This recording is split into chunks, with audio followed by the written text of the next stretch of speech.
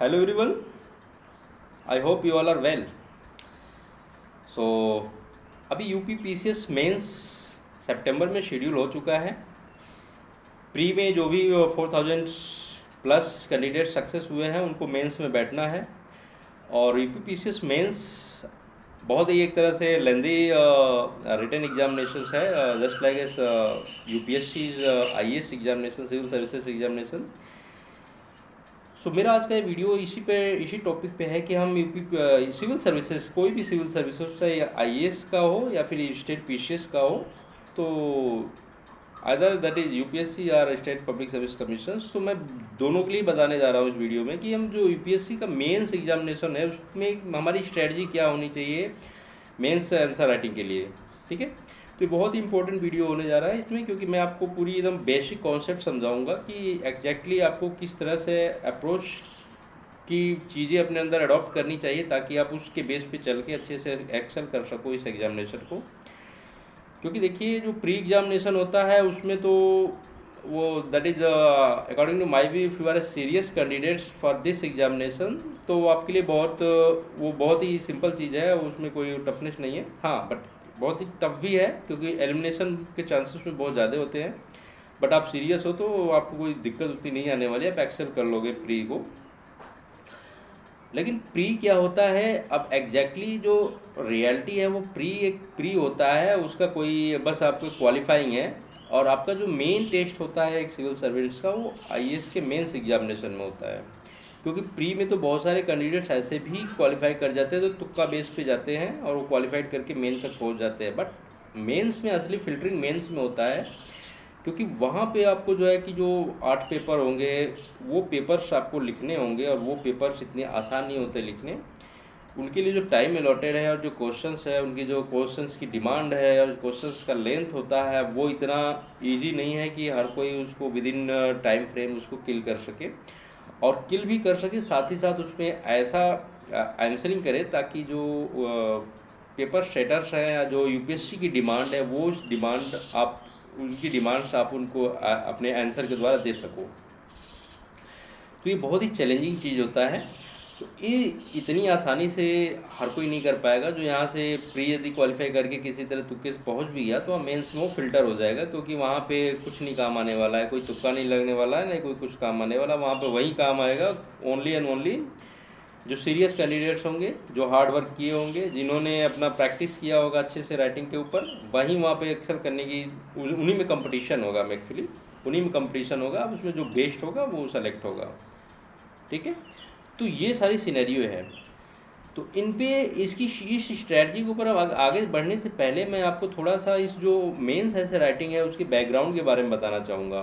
Actual में जो civil services examination होता है तो फर्स्टली देखिए ये वर्ल्ड की 3rd टफेस्ट एग्जामिनेशन मानी गई है इसको। इंडिया के जो यूपीएससी एग्जामिनेशन है, जो फर्स्ट पोजीशन पे आई थिंक कोई चाइना की एक एग्ज़ाम है जो उसमें 8 से 9 घंटे बैठ के कंटिन्यू एग्ज़ाम देने होते हैं। उसके बाद सेकंड जो टफेस्ट एग्जामिनेशन है पूरे वर्ल्ड का वो है हमारे इंडिया का आईआईटी का, जो जेई मेंस और एडवांस के एग्जामिनेशन होता है।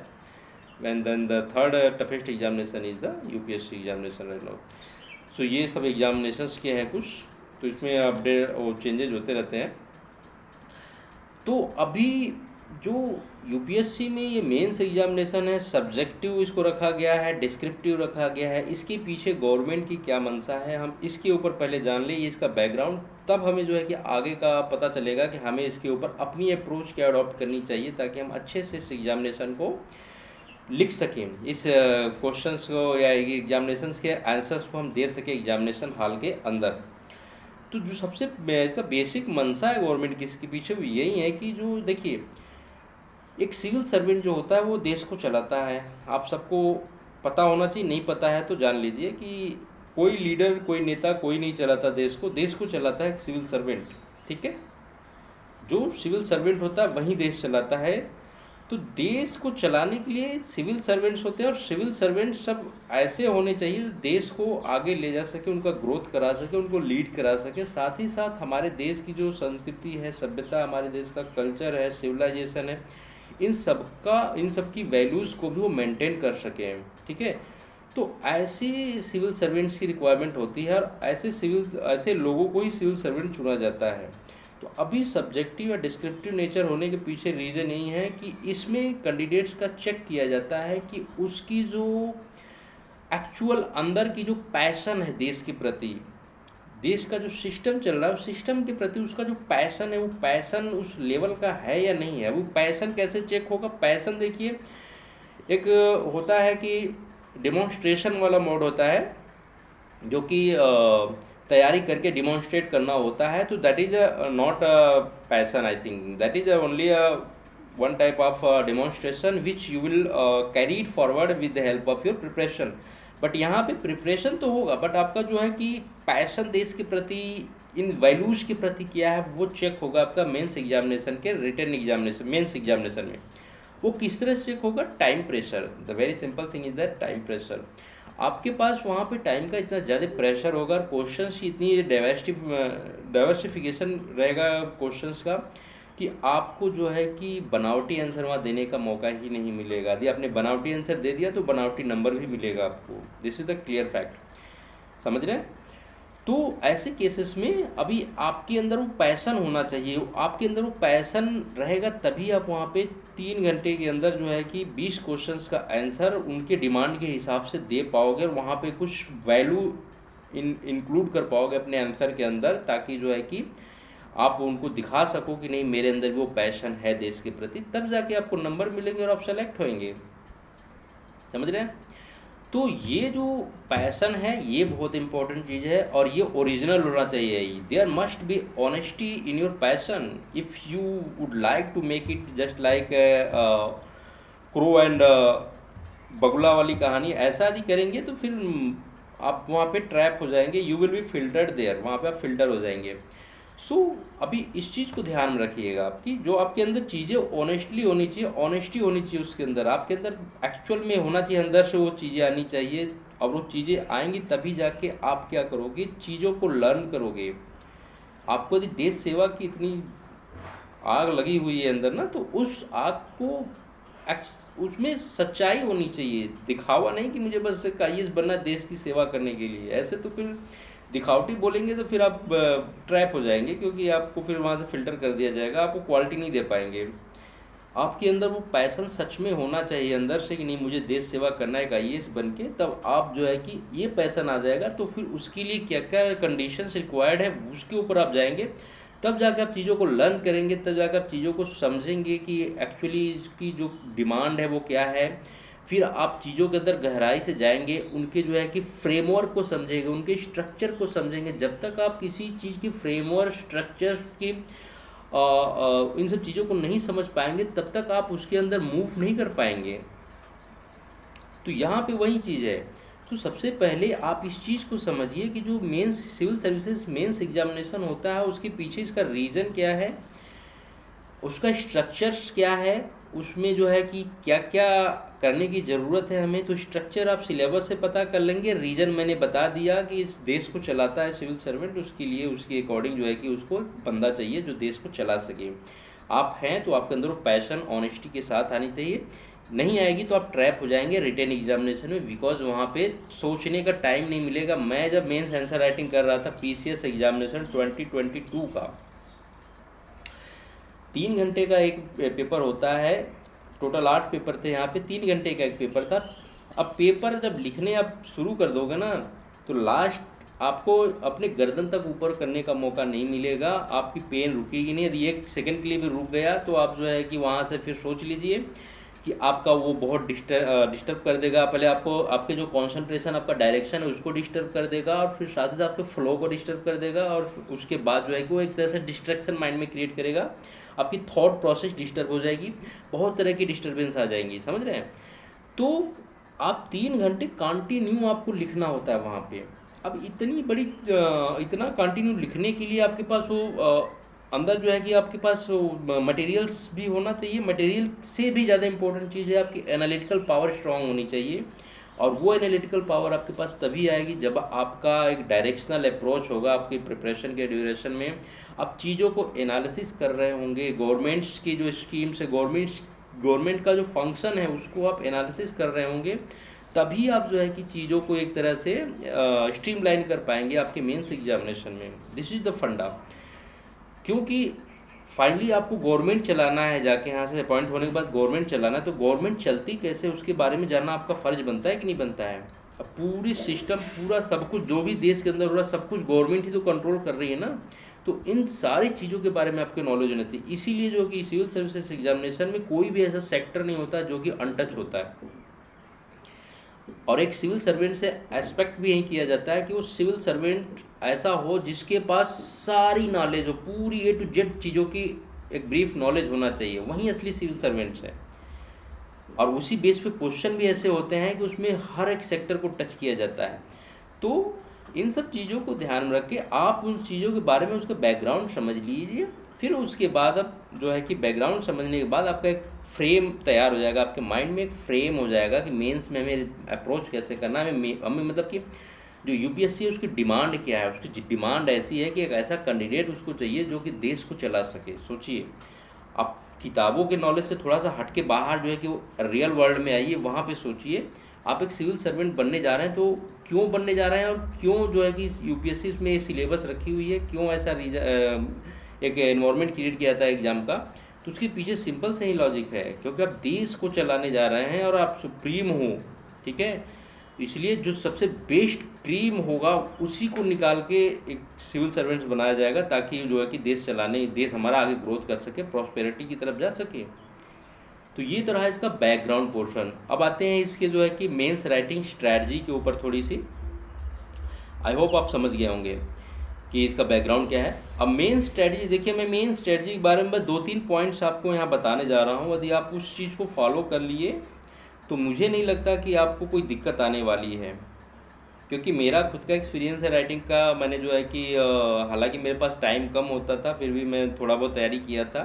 थोड़े बहुत तैयारी में ही मेरी राइटिंग के ऊपर मेरा कॉन्फिडेंस जो था, उसकी वजह से मैं बहुत अच्छे नंबर लाया था। तो अब मेन स्ट्रेटजी देखिए क्या है, इसमें 2-3 पॉइंट ऐड करूँगा। उसमें सबसे फर्स्ट स्ट्रेटजी में जो मेरा पॉइंट शामिल होता है वो ये है सिलेबस, ठीक है। सबसे फर्स्ट स्ट्रेटजी है सिलेबस। सेकेंड पॉइंट जो स्ट्रेटजी का है वो है इसका प्रीवियस ईयर क्वेश्चन पेपर। और थर्ड पॉइंट जो मेरी स्ट्रेटजी का है वो master stroke, you can say that writing practice. In 3 strategy को बस आप फॉलो, 3 पॉइंट्स को मेरी स्ट्रेटजी के फॉलो कर लीजिए। यदि आप मेंस में ना अच्छा नंबर ला दें तो फिर जितना मन करे उतना you can blame over my YouTube channel, okay. ये बस 3 पॉइंट्स को फॉलो कर लीजिए आप। सिलेबस को, इसको सिलेबस का हर एक point I am saying you here that all the keywords of the syllabus must have been their own short notes by made by you. हर एक कीवर्ड्स का एक शॉर्ट नोट्स आपके पास पक्का प्रिपेयर्ड होना चाहिए, 110%।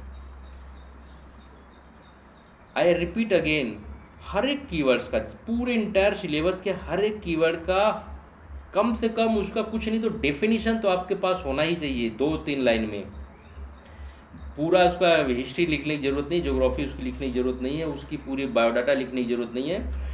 मैं बोल रहा हूँ केवल 2 और 3 लाइन में उस पर्टिकुलर टॉपिक का कीवर्ड्स का जो है कि डेफिनेशन एटलीस्ट लिख लो, ताकि उससे एक आपके अंदर फ्रेम डेवलप हो जाए। देखो मैं ऐसा क्यों बोल रहा हूँ, यदि आपके अंदर किसी भी पॉइंट का, किसी भी कीवर्ड का डेफिनेशन है ना, तब उसके बाद शुरू होती है असली कहानी, जो आपकी एनालिटिकल पावर है। अब आप डिफिनीशन के बेस पे और जो आप न्यूज़पेपर एक्सेट्रा पढ़ के जो नॉलेज गेन किए हैं, बुक्स पढ़ के जो नॉलेज गेन किया, उन सब चीज़ों को उस डिफिनीशन के द्वारा कैसे आप पिरो के अपने आंसर को एलेबरेट करोगे, यही होता है। यही, this is the analytical power, this is the power through which you will become a civil servant. सब चीज़ें बनी बनाई नहीं है कि आप आईएएस बन जाएंगे, आप सिविल सर्वेंट बन जाएंगे तो क्या आपके पास सब कुछ थाली में सजाया हुआ आएगा कि लो भाई इसका खा लो। बनाना पड़ेगा आपको, मटेरियल के बारे में, सोर्स के बारे में बता दिया जाएगा, बनाना पड़ेगा आपको, वो डिश तैयार करने की पड़ेगी आपको। So this is the key. इसीलिए बोल रहा हूँ कि सिलेबस का हर एक कीवर्ड का जो है कि आप कम से कम उसका कुछ नहीं तो 2 लाइन में डिफिनीशन जरूर लिख लीजिए। ये ब्रह्मास्त्र एक तरह से मान सकते हैं इसको भी, आप समझ रहे हैं।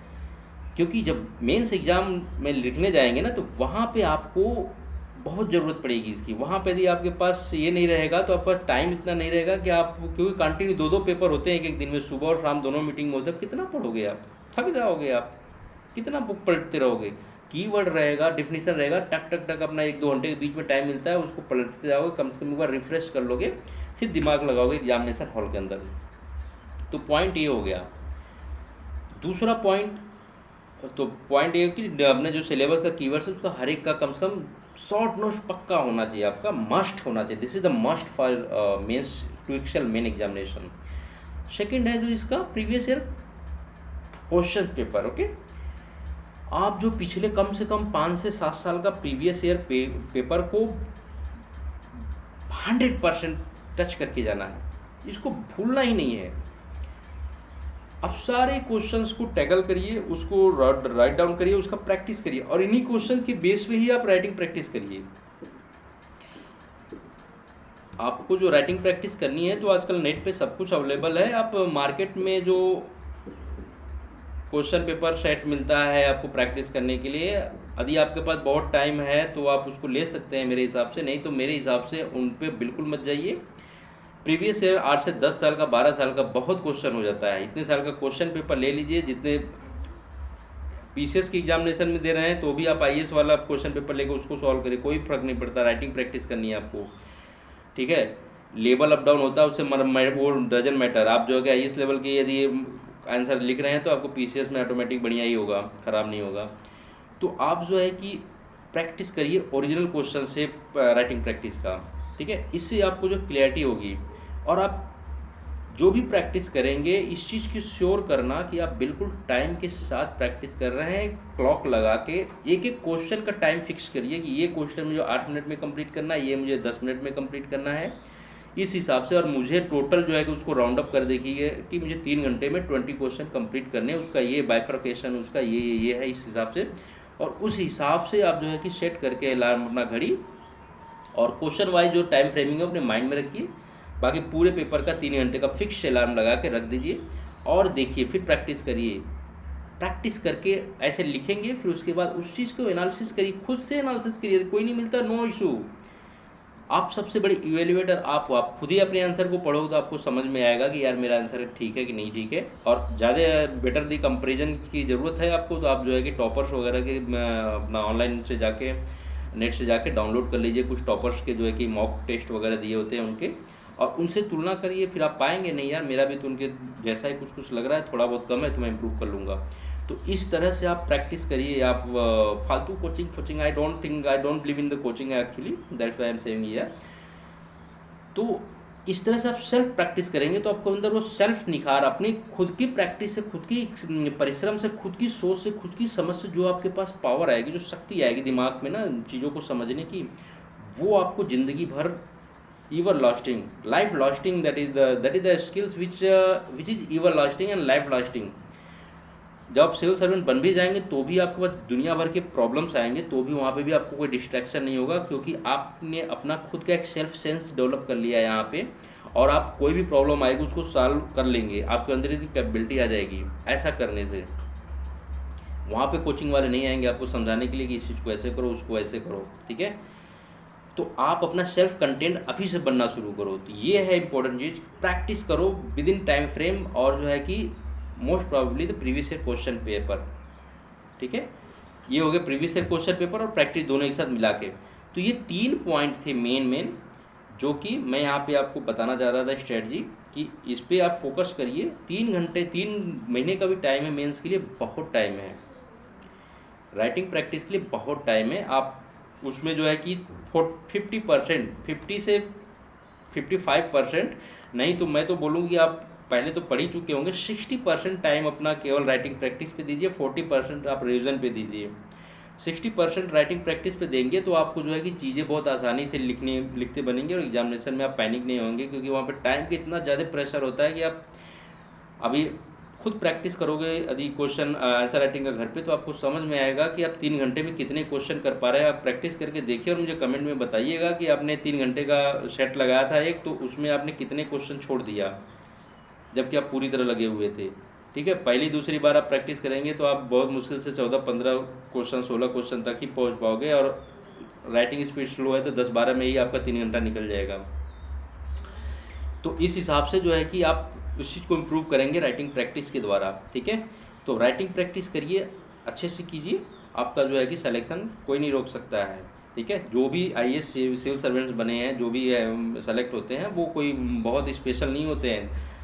थर्ड डिवीज़न वाले बंदे भी सिविल सर्वेंट्स बने हुए हैं, सेकंड डिवीज़न वाले बंदे भी बने हुए हैं, तो आप भी बन जाओगे, इसमें कोई नहीं है। कोई भी ऐसा काम नहीं जो आप नहीं कर सकते हैं, दुनिया का कोई भी ऐसा काम नहीं जो आप नहीं कर सकते हैं, बशर्ते आपको जो है कि उसकी कंडीशंस को फॉलो करना पड़ेगा। ठीक है, आप उसकी कंडीशंस को फॉलो करिए, उनके बताए हुए रास्ते पे चलिए, उनके द्वारा जो उनकी डिमांड्स है उसको पूरा करिए, आप 100% यू विल बी सेलेक्टेड।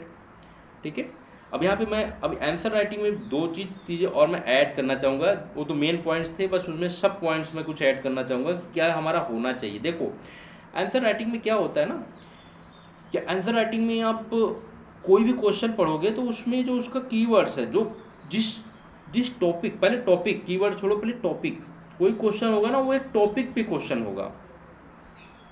वो टॉपिक पहले उसमें तुरंत क्वेश्चन पढ़ते ही आपको टॉपिक आया, जैसे मान लो कोई पॉवर्टी से रिलेटेड टॉपिक आ गया, क्वेश्चन आ गया, तो उसमें मेन टॉपिक पॉवर्टी हो गई आपकी। अब उसमें कीवर्ड्स क्या है, ठीक है, अब उसमें कीवर्ड्स क्या है, that is separate thing, but topic क्या है, पॉवर्टी है। तो आप सिंपल सा क्वेश्चन पढ़ो और उस क्वेश्चन को पढ़ते ही आप उसका जो टॉपिक है उसको समझ लो। टॉपिक के ऊपर एक 2 से 3 लाइन में उस क्वेश्चन को रिलेट करते हुए, उस टॉपिक के ऊपर उस क्वेश्चन को रिलेट करते हुए 2 से 3 लाइन में बढ़िया सा एक इंट्रोडक्शन दे दो। ठीक है, एक बढ़िया सा इंट्रोडक्शन दे दो टॉपिक के ऊपर। अब पॉवर्टी क्या है, पॉवर्टी को डिफाइन करते हुए उसमें कुछ जो उसमें पूछा गया है उससे रिलेशन करते हुए लिंकअप करते जाना है। मतलब कि उसके टॉपिक को डिफिनीशन दे दिया, वहाँ को उसको लिंक कर दो, फिर नीचे जो उसमें कीवर्ड दिए हुए उसके साथ, फिर उसमें जो क्वेश्चन की डिमांड है उसको अगले पॉइंट्स पे लिंक करते हुए जाओ, और उसी तरह से अपना मेन बॉडी बना लो। मेन बॉडी बना के फिर उसको लिंकअप करते हुए लास्ट में उसका कंक्लूजन दे दो। समझ रहे हैं, मेन टॉपिक का पहले एक स्मॉल सा डिस्क्रिप्शन दे दो 2-3 लाइन में, फिर उसको लिंकअप करो नीचे मेन बॉडी के साथ, मेन बॉडी बना दो। मेन बॉडी बना दो, मेन बॉडी में क्या होगा, जो क्वेश्चन में डिमांडेड होगा, जो क्वेश्चन की डिमांड होगी, ठीक है, जो क्वेश्चन की डिमांड होगी वो मेन बॉडी में होगा। फिर लास्ट में कंक्लूजन दे दो। यदि कंक्लूजन जो है कि हमेशा आपका पॉजिटिव वे में ही होना चाहिए। If you should not criticise anyone in anything. if you want to criticize any thing, then your criticism should be positive criticism होना चाहिए वहाँ पे। नेगेटिवली, बहुत ज़्यादा नेगेटिव मत हो जाना आंसर राइटिंग में, इमोशनल मत हो जाना, नहीं तो वहाँ पे गड़बड़ भी हो जाएगा। ठीक है, तो ये चीज़ है। अब मेन बॉडी जो है वो मेन चीज़ होता है, मेन बॉडी में क्या क्या चीज़ें होनी चाहिए वो उसके ऊपर ध्यान दो। अब उसमें मैं पॉइंट ऐड करना चाहूँगा कि जहाँ पे डायग्राम की ज़रूरत है, जहाँ पे मैप की ज़रूरत है, 100% ऐड करो वहाँ पे। मैप जहाँ पे चाहिए, डायग्राम जहाँ पे चाहिए, ठीक है, इसको 100% ऐड करो। बहुत वैल्यू एडिशन होता है आपके आंसर में। कोई यदि ज्योग्राफिकल क्वेश्चंस है तो उसमें 100% जो है कि आपको मैप के साथ या फिर फिजियोलॉजिकल फीचर्स, कोई लैंड का दी कुछ पूछ दिया इसके ऊपर, तो वो आपको उसमें शो होना चाहिए। इससे आपके आंसर में वैल्यू मिलता है, समझ रहे हैं। और साथ ही में गवर्नमेंट के कोई एक्ट, कोई चीज़ें गवर्नमेंट से रिलेटेड, जैसे एजुकेशन पॉलिसीज एक्सेट्रा के बारे में कुछ पूछती है तो गवर्नमेंट इनिशिएटिव्स क्या है, या फिर जो है कि what are the steps taken by government for improving education system in India, ऐसे तो आपके पास जो गवर्नमेंट के लेटेस्ट स्कीम्स, लेटेस्ट डेटा हो ना, उसके बेस पे अप्रोच करो। ठीक है, what are the improvements, what are the steps taken by government to improve the conditions of farmer in the country, etc. या what government is doing for labor reforms law, etc. तो ऐसे जो भी चीज़ें आती है, ठीक है, आईटी सेक्टर में इंफॉर्मेशन टेक्नोलॉजी या जो है कि एक्सेट्रा जो भी होता है, वहाँ पे लेटेस्ट क्या चल रहा है, गवर्नमेंट ने क्या उसमें नए स्टेप्स लिए हुए, जो सबसे लेटेस्ट होता है, वो एग्जांपल वहाँ पे आप पुट कर दोगे तो इससे आपकी वैल्यू जो है कि बहुत आपके क्वेश्चन आंसर की बढ़ जाएगी। तो इस टेक्निक के हिसाब से आप चलिए, और उसके लिए सबसे बेस्ट तरीका है न्यूज़पेपर रीडिंग करते रहिए, और जो भी आपके सिलेबस से रिलेटेड पॉइंट्स आते हैं, गवर्नमेंट की स्कीम्स में कुछ पॉइंट्स आते हैं, इंक्लूड होती है, कुछ इंसिडेंट्स होते हैं, उनको एक जगह नोट करते जाइए। इससे क्या होगा, आपको उस समय रिवीजन फटाफट करते जाएंगे, और जहाँ भी ज़रूरत पड़ेगी उस चीज़ को दिमाग में रहेगा, टक से उसको इंक्लूड कर देंगे। ठीक है, तो ये सब चीज़ें हैं जो आपको मेंस आंसर राइटिंग के लिए, इसके लिए प्रिपरेशन में लग जाना चाहिए, और छोटी छोटी चीज़ों को ध्यान में रखेंगे, बहुत बड़े इसके बेनिफिट्स मिलेंगे। बहुत छोटी छोटी चीज़ें सब होती है, न्यूज़ पढ़ते रहिए, जो आते हैं पॉइंट्स को नोट कर दीजिए, अपना रख लीजिए उसको, एक डायरी बनाइए, उसमें सारे छोटे छोटे जो है कि पॉइंट्स स्कीम्स वगैरह सब नोट करते रहिए, तो इससे उसमें बेनिफिट मिलेगा। ठीक है, तो ये सब कुछ तरीके हैं मेंस को किल करने के लिए। अब इस पर आप इन सब चीज़ों के ऊपर फोकस करेंगे तो आपको सफलता 100% मिलेगी। ठीक है, इसके बावजूद ये तो मेरा तीनों पॉइंट्स कवर हो गया, और मेन स्ट्रेटजी जो था वो कवर हो गया, बैकग्राउंड कवर हो गया, और जो है कि आगे फिर भी यदि आपको कोई डाउट्स है कि मुझे कैसे अप्रोच करना चाहिए, क्या करना चाहिए, क्या नहीं करना चाहिए, अभी मुझे कुछ डाउट्स है, मेरे ये डाउट्स है, मेरे वो डाउट्स है, यदि आपके किसी भी तरह के डाउट्स हैं तो आप उसको जो है कि मेरे कमेंट सेक्शन में आप लिख सकते हैं, और वहाँ से आप मुझसे बात कर सकते हैं। एंड मैं अपना जो है कि अभी कॉन्टैक्ट नंबर भी अपने नीचे डिस्क्रिप्शन में डाल दूंगा, आप चाहो तो मेरे से पर्सनली भी बात कर सकते हैं। If you need any mentorship, if you need any motivation from my side, क्योंकि मैं उस चीज़ को दे चुका हूँ, उस चीज़ को एक्सपीरियंस कर चुका हूँ, that's why I am saying here कि यदि आपको लगता है कि आपको मेरी मेंटरशिप की रिक्वायरमेंट है तो आप मुझसे बात भी कर सकते हैं। मैं आपको उसके ऊपर अच्छे से आपको मोटिवेट करता रहूँगा टाइम टाइम से। ठीक है, ताकि जो है कि आप अपनी जीवन, देखिए यहाँ पे मोटिवेशन की बहुत ज़्यादा ज़रूरत होती है, क्योंकि मैं इस चीज़ को भी फेस किया हूँ कि मैं लैक ऑफ मतलब nobody was to give me direction and motivation because I have never taken any coaching centre. That's why मुझे लगता है कि कोई अच्छा बंदा हो जो आपको पीछे से बैकअप करता रहे, आपको सपोर्ट करता रहे, आपको जो है कि एक तरह से मोटिवेट करता रहे कि नहीं, you can do it, you can do it, you can do it, you have the potential, you are capable to become an civil servant. ऐसे कोई करता है तो एक ऑटोमेटिकली जो है कि सबकॉन्शियस माइंड में एक वो फीडअप जाता है कि नहीं यार, हमारे अंदर भी वो है दम, कोई बंदा बोल रहा है। ठीक है, तो यदि आपको ऐसे मेंटरशिप की रिक्वायरमेंट है then again you can call me, मैं आपसे बात करूंगा और आपको इसके बारे में मोटिवेट करता रहूँगा। और कोई भी आपको जानकारी चाहिए तो उसके बारे में बताएं, मैं वो भी इस वीडियो में इस चैनल के ऊपर अपलोड कर दूंगा। Okay, so best of luck to all the students preparing for the civil services examinations, and of course for this UPPCS mains examination which are scheduled from the month of September this year. Okay, so thank you very much for watching this video.